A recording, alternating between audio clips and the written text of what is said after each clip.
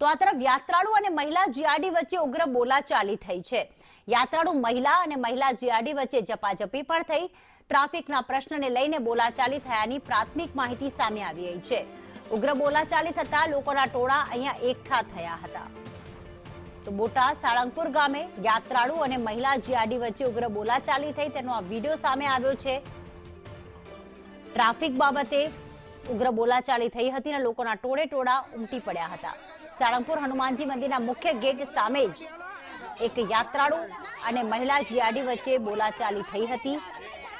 આ બોલાચાલી એટલી ઉગ્ર બની ગઈ કે લોકોના ટોળે ટોળા ત્યાં આવી ગયા હતા, તેમને સમજાવવાનો પ્રયાસ કરી રહ્યા હતા।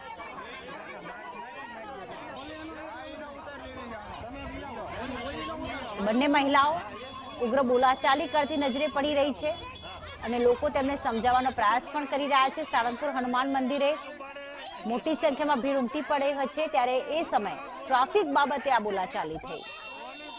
અશ્વિન અમારી સાથે જોડાઈ ગયા છે। અશ્વિન, બોલાચાલી પાછળનું મુખ્ય કારણ શું હતું?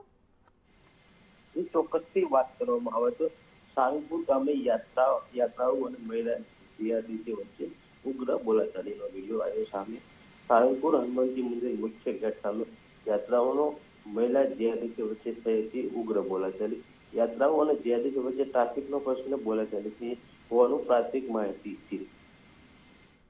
આભાર તમામ વિગતો માટે।